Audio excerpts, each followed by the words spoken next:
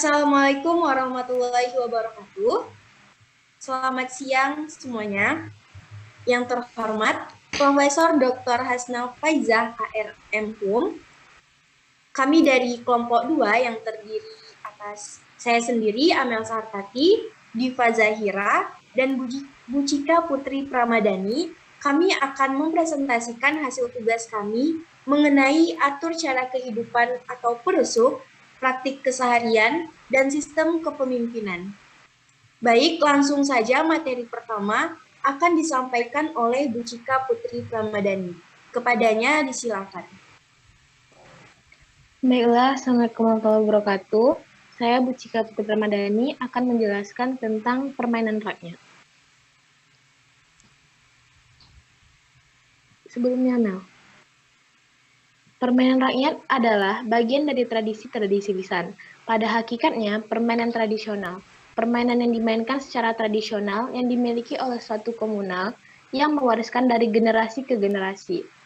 Permainan itu biasanya dimainkan untuk mengisi waktu-waktu luang. Permainan dibagi menjadi 3, yaitu permainan harian, mingguan, dan permainan musiman. Permainan harian biasanya dimainkan sehari-hari tanpa memerlukan peralatan khusus. Sedangkan permainan mingguan dimainkan pada hari-hari libur atau hari-hari pasar karena pada saat itu banyak anak-anak sebayanya berkumpul. Kemudian ada permainan musiman. Permainan musiman dimainkan pada musim-musim tertentu seperti musim menugal, menuai, dan musim hujan. Dari sekian banyak jenis-jenis permainan rakyat Melayu Riau, di antaranya ada 1. Gasing. Gasing adalah benda yang berbentuk bulat dan terbuat dari kayu, di bawahnya runcing, dan di atasnya berbentuk bulat seperti yang biasa disebut jambul, dan serta memiliki sedikit leher untuk melilit tali yang memutar gasing tersebut. Cara bermainnya dimulai dengan melilitkan tali dari leher sampai ke badannya, tapi hanya separuh. Lalu pegang gasing kuat-kuat menggunakan tangan kanan, kemudian campakkan gasing ke tanah sambil menyentakkan tali sekuat-kuatnya sehingga gasing berputar seligat-ligatnya. Kedua, main rimau-rimau. Main rimau-rimau merupakan permainan 2 orang yang mengambil posisi sebagai harimau dan sang mangsanya. Sedangkan sisanya yang ber5 sampai 10 orang lainnya bertugas menjadi pagar tempat orang melarikan diri dari terkaman harimau. Saat aba-aba dibunyikan, sang harimau dan mangsa kejar-kejaran, dan apabila harimau menggapai si mangsanya, maka posisinya akan bertukar. Ketiga, ada tam-tam buku. Bentuk permainannya, ada anak-anak yang mengambil posisi seperti tangguk jermal, dan anak-anak lainnya berposisi seperti ikan-ikan yang terbawa arus masuk ke dalam hadangan jajar jermal.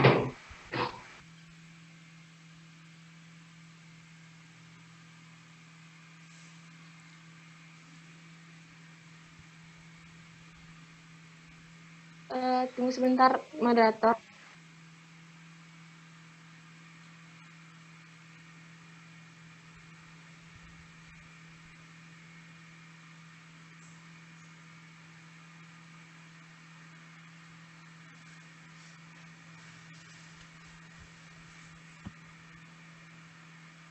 Baiklah, saya akan melanjutkannya. Dan anak-anak lainnya berposisi seperti ikan-ikan yang terbawa arus masuk ke dalam hadangan jajar jermal dan berakhir di ciduk tanggung jermal yang disentak. Yang keempat, ada setatak. Setatak merupakan permainan yang dapat dimainkan oleh siapa saja. Persiapan permainan ini dilakukan dengan membuat gambar bidang setatak yang terdiri dari 9 petak. Kemudian, melewati lapangan dari petak 1 sampai 9 disebut dengan naik, sedangkan dari petak 9 ke 1 disebut turun. Yang kelima ada injit-injit semut. Permainan injit-injit semut ini merupakan permainan yang menanamkan prinsip kerjasama, menumbuhkan rasa toleransi, dan sikap patriotik kepada anak-anak. Permainan injit-injit semut ini dimainkan dengan cara beberapa orang anak membuat sebuah kelompok, kemudian mereka saling cubit-mencubit dan injit-menjinjit menggunakan ujung kuku punggung tangan temannya yang ditelungkupkan seraya menyanyikan lagu Injit-Injit Semut. Baiklah, sekian presentasi dari saya serahkan kepada moderator. Baik, terima kasih Bu Cika. Materi selanjutnya akan disampaikan oleh Diva Zahira. Kepada Diva, disilakan. Baik. Makanan khas daerah ialah makanan yang biasa dikonsumsi di suatu daerah dan cocok dengan lidah masyarakat setempat. Cita rasa yang dimiliki pun berbeda antara suatu daerah dengan daerah yang lainnya. Nah, hampir semua makanan orang Melayu dimasak dengan cara direbus, digoreng, dipanggang, disalai, dan dikukus. Ada pula yang diawetkan agar tahan lama. Sebagian lagi dimakan mentah atau dicelur. Orang Melayu selalu menggunakan rempah-rempah sebagai bumbu masakan. Biasanya rempah ini ditumbuk atau digiling sebelum dimasak. Makanan khas dari Riau sendiri sebenarnya sangatlah banyak, yang masing-masing masakan atau makanan, bahkan minuman, memiliki cita rasa dan kekhasannya sendiri. Adapun beberapa contoh masakan atau makanan khas Riau yaitu yang pertama ada gulai patin. Gulai ikan patin ini adalah makanan yang mudah untuk kita jumpai di berbagai rumah makan. Memiliki ciri khas berwarna kuning dan bercita rasa pedas dan gurih. Yang kedua ada ikan slice asap. Ikan slice asap merupakan oleh-oleh khas Riau. Olahan ikan ini diproses melalui pengasapan dan tentunya akan tahan lama. Proses pengasapan ikan ini pun melalui waktu pengolahan selama 8 jam. Tak heran jika tekstur ikannya sangat renyah saat disantap. Yang ketiga ada lopek bugi. Nah, lopek bugi merupakan makanan khas Riau yang berasal dari Kampar. Bahan dasarnya terbuat dari ketan. Kuliner sederhana ini biasanya disajikan sebagai cemilan. Yang keempat ada kue asidah. Kue manis ini terbuat dari campuran bahan kayu manis, cengkeh, dan daun pandan. Aroma kue ini akan terasa unik dengan cita rasa rempah yang kuat. Yang kelima ada cincalok.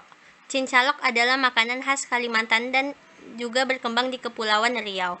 Makanan ini berupa udang berupa kecil yang diproses fermentasinya dengan bantuan mikrob. Bahan makanan ini juga digunakan untuk membuat sambal.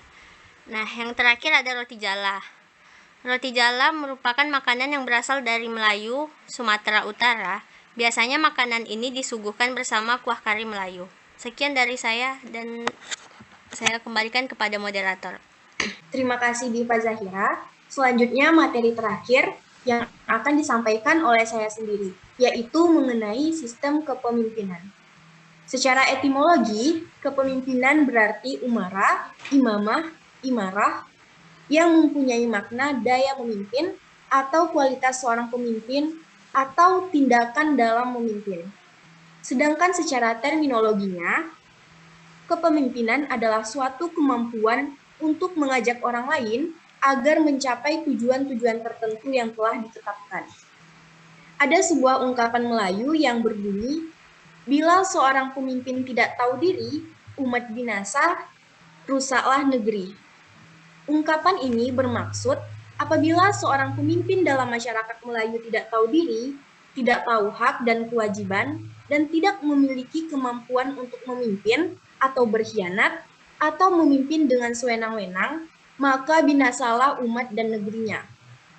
Ungkapan di atas mencerminkan betapa besarnya pengaruh dan peranan pemimpin dalam menentukan nasib bangsa dan negaranya. Oleh karena itu, orang Melayu sangatlah berhati-hati, hormat, dan cermat dalam memilih pemimpin. Ada beberapa sifat-sifat pemimpin. Yang pertama, sidik. Sidik ini berarti jujur, yaitu jujur memiliki tolak ukur pada perilaku perkataannya, perbuatannya, dan tindakannya. Yang kedua, bersifat amanah. Amanah berarti dapat dipercaya. Kepercayaan yang menjadikan seseorang untuk memelihara dan menjaga sebaik-baiknya hal yang diamanahkan kepadanya. Sifat ketiga yaitu fatona. Fatona dapat berarti yaitu kebijaksanaan atau kecerdasan. Dan sifat yang terakhir, Jangan ganggu mainnya lagi tampil. tablik. Tablik ini memiliki sifat menyampaikan sesuatu dengan benar dan dengan tepat. Materi selanjutnya yaitu pergantian pemimpin. Pemangku adat harus diganti, bukan ditukar.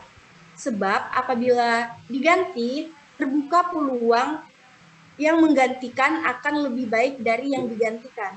Sebaliknya, jika dikatakan ditukar, berarti nilai yang ditukar sama saja dengan penukarnya, sehingga tidak akan terjadi kemajuan dan perbaikan. Adapun pergantian pemangku adat paling kurang merujuk pada 4 perkara. Yang pertama, lapuk. Lapuk ini dapat diartikan sebagai sudah tua atau uzur, yaitu lansia ya, sehingga tidak memadai lagi kemampuannya untuk memimpin. Maka oleh itu, dia akan digantikan. Yang kedua, zalim. Zalim yakni orang yang melakukan kezaliman atau penindasan dalam kepemimpinannya, sehingga warga masyarakat merugi atau menderita akibat kepemimpinannya tersebut. Yang ketiga, meninggal dunia. Meninggal dunia, kepemimpinan tidak boleh terikat pada satu diri.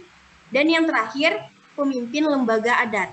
Pemimpin lembaga adat juga dapat diganti apabila ada permintaan dari yang bersangkutan. Sekian materi yang dapat saya sampaikan. Selanjutnya, kesimpulan dari presentasi kali ini yaitu adat budaya Melayu adalah budaya yang sangat kaya akan keberagamannya. Di antaranya adalah permainan daerah Melayu, masakan khas Melayu yang memiliki beragam dan macam jenis. Sebagai orang Melayu, kita harus bangga dengan kekayaan budaya yang kita miliki. Karena budaya Melayu ini juga menjadi identitas diri kita sendiri sebagai warga Riau. Serta kekayaan kebudayaan ini haruslah kita jaga bersama agar dapat dirasakan oleh anak cucu kita nanti di masa depan. Di dalam masyarakat Melayu, kepemimpinan merupakan kemaslahatan umat yang diperuntukkan bagi keperluan hidup di dunia dan akhirat. Dan cakupan budaya Melayu meliputi wilayah agama dan negara. Sekian dari kelompok 2, apabila terdapat kesalahan, maaf, kami akhiri dengan